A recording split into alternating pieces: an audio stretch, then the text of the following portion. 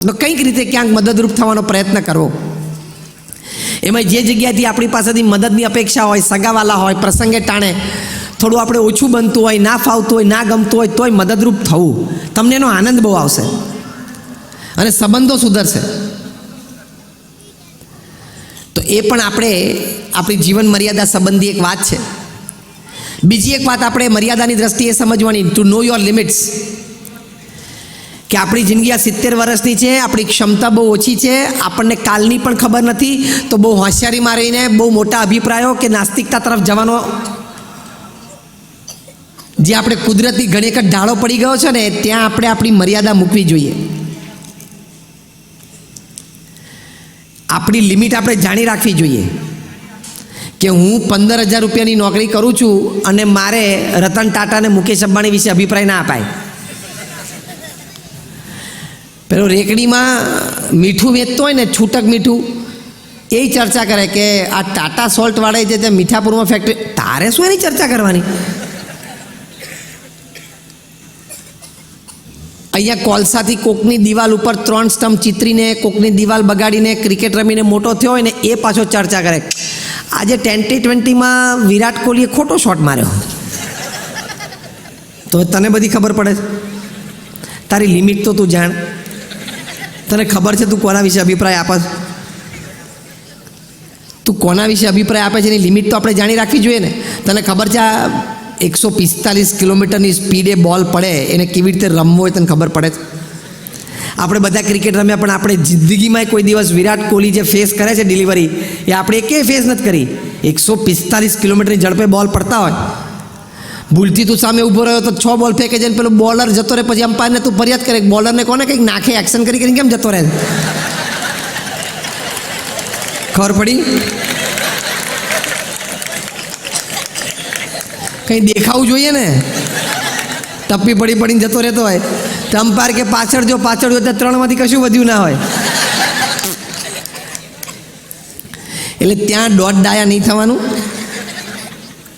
આપણે આપણી મર્યાદા, you should know your limits, કે ક્યાં અભિપ્રાય આપવો ને ક્યાં ન આપવો. આપણે આપણી લિમિટમાં રહેવું જોઈએ. મોટા માણસોની રહેવાની રીત, બોલવાની રીત, વર્તવાની રીત બહુ જુદી હોય. એ આપણને ખ્યાલ ના આવે. એ કક્ષાની રમત આપણને અનુભવ જ નથી કે 50,000 વ્યક્તિ તમારી સામે આમ ડોળા ફાડીને જોતી હોય અને મિલિયન્સ ઓફ ટીવી વ્યુઅર્સ હોય, ઇમોશનલ પ્રેશર, એની વચ્ચે બોલની લાઇન એન્ડ લેન્થ જજ કરવી એ શું કહેવાય એની આપણને ખબર જ નથી, અને ત્યાં દોઢ ડાયો થાય.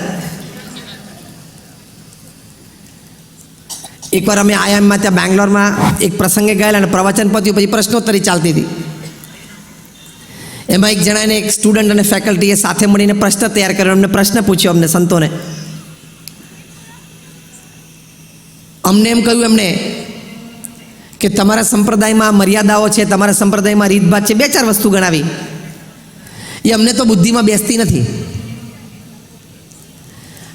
મેં કહું તું આઈઆઈએમનો સ્ટુડન્ટ છું ને મેનેજમેન્ટ ભણે છે, તું મને E=mc² સમજાવતો. તો મને કે એટલે શું? મેં કહું તું તો MBA થયું છું, 1 સેમેસ્ટર પછી તું MBA ફ્રોમ આઈઆઈએમ બેંગ્લોર, તો તને E=mc² ખબર નથી? મેં કહું E is energy, M is mass and C of speed of light square, આઇન્સ્ટીનનો સિદ્ધાંતો જેમાંથી અણુશક્તિ બની. તો કે સ્વામી હું ભણ્યો નથી એટલે મને ખબર નથી. મેં કહું તો આમાંય મારો ઉત્તર આ જ છે. તને આ બધી મર્યાદાઓ અને આ સિસ્ટમની ક્યાં ખબર છે? પહેલાં તારે ભણવું પડે. એટલે આપણને જે ક્ષેત્રનું જ્ઞાન ના હોય, સમજણ ના હોય, ત્યાં આપણે આપણી મર્યાદાઓ જાણી રાખવી જોઈએ અને વ્યક્ત થવાની જરૂર નહીં. ભગવાન પ્રત્યે પણ આપણા નાસ્તિકતા સંબંધી વિચારો હોય, એ પણ આપણે આપણી મર્યાદા જાણી રાખવાની કે આપણા ઘરમાં એક આપણું કયું થોડુંક ચાલતું નથી, એક ઘર બરોબર ચાલતું નથી, અને આખા બ્રહ્માંડનું તંત્ર કેવું ચાલે છે. અબજો વર્ષથી સૂર્ય નિયમિત સવારે ઉગે છે કે નહીં? 400 વૈજ્ઞાનિકોને મેં તાજલેન્ડ એન્ડ્સ બેન્ડ્રામાં એક પ્રસંગે પ્રવચનમાં પ્રશ્ન પૂછેલો કે કાલ સવારે ભૂલથી સૂર્ય ઉગે નહીં તો તમે 400 વૈજ્ઞાનિકો ભેગા થઈને એને ઉગાડવા માટે સમર્થ છો? તમારા નાસાના બધા વૈજ્ઞાનિક ભેગા થાય, યુરોપિયન સ્પેસ એજન્સીના ભેગા થાય, ઇસરોના ભેગા થાય, આખી દુનિયાના 5,000 ટોપ વૈજ્ઞાનિકો ભેગા થાય તો સૂર્ય ઉગાડો તમે? અને ધારો કે સૂર્ય ના ઉગાડે એનું ઓલ્ટરનેટ છે તમારી પાસે? પછી બીજો પ્રશ્ન પૂછ્યો કે આ પૃથ્વી ફરે છે, ધારો કે કાલથી સ્ટેગરિંગ ચાલુ થયું તો પૃથ્વી એની ધરી ઉપર ફરે છે, પણ એમાં થોડીક વાર સ્પીડમાં ફરે, થોડીક ધીમી ફરે, એવું સ્ટેગરિંગ ચાલુ થયું. આપણે ઇલેક્ટ્રિસિટીમાં સ્ટેગરિંગ હોય છે ને એમ. તો તમે બધા વૈજ્ઞાનિક ભેગા થઈને પાના પકડ લઈને યાર શું કરવા જવાના છો? એટલે નાસ્તિકતામાં અમથા દોડડાપણ ને ડાયાપણું લોકો કરે છે, દોડડાયાપણું કરે છે. આ કુદરતની સિસ્ટમ તમે જુઓ. આપણે નાના હતા ને જ્યારે બાળમંડળમાં એટલે કે કેજીમાં ભણતા હતા ત્યારે પેલા ચકડોળમાં બેસતા, ત્યારે 5 કિલોમીટરની ઝડપે ચકડોળ ચાલતું હોય તો આપણને 5 મિનિટમાં ચક્કર આવતા હતા. અને આવડું મોટું ચકડોળ 1,00,000 કિલોમીટર 1 કલાકની સ્પીડે આ પૃથ્વી ફરે છે, તો આપણને કોઈને ચક્કર આવે છે? તને ડાયાબિટીસ કે બ્લડ પ્રેશર હોય તો આવે, બાકી આ પૃથ્વી ફરે જ ના આવે તને. તો માણસે બનાવેલું એક ચકડોળ 5 કિલોમીટરની સ્પીડે ચાલે છે તોય ચક્કર આવે છે, અને ભગવાને બનાવેલું આ ચકડોળ 1,00,000 કિલોમીટર પર આવવાની સ્પીડે ફરે તો ચક્કર નથી આવતા. આ ભગવાનનું કર્તવ્ય છે. આમાં તને ક્યાં ખબર પડે દોડડા પણ કરે છે? તો આવી હજાર વસ્તુઓ છે. આપણે આપણી મર્યાદાઓ, you should know your limits, કે મારી આ લિમિટને આ મર્યાદાઓ છે, મારે ત્યાં અભિપ્રાયને દોડડા પણ ના કરાય. ત્યાં છે ને આપણે આપણી લિમિટ જાણી સત્શાસ્ત્રોનો અભિપ્રાય સ્વીકારાય, મહાન સંતોનો અભિપ્રાય સ્વીકારી લેવાય, અને આપણા જીવનમાં શ્રદ્ધા અને ભક્તિ દ્રઢ કરાય, તો જીવનમાં મોટો લાભ થશે. બધી જગ્યાએ તર્ક લગાડવાની જરૂર નથી. અમુક જગ્યાએ શ્રદ્ધાથી કામ ચાલે. તમે કાયમ તર્ક લગાડો ને તમે તમારા લગ્ન વખતે 7 ફેરા ફરતા હો, અને 7 ફેરા ફરતી વખતે દર ફેરાય પતિ પત્ની બેને જણાને મનમાં તર્ક લાગે છૂટાછેડા થશે તો, છૂટાછેડા થશે તો. એ વખતે શ્રદ્ધાથી 7 ફેરા ફરે છે કે નહીં? કે સિલ્વર જુબિલી, ગોલ્ડન જુબિલી ઉજવી કાઢશું તો થઈ જાય છે, નથી થતી? બધી જગ્યાએ તર્ક નહીં લગાડવાના. એક જણા અમને ત્યાં સ્ટુડન્ટ કોન્ક્લેવમાં એક પ્રશ્ન પૂછ્યો કે I don't believe anything that does not satisfy my logical mind.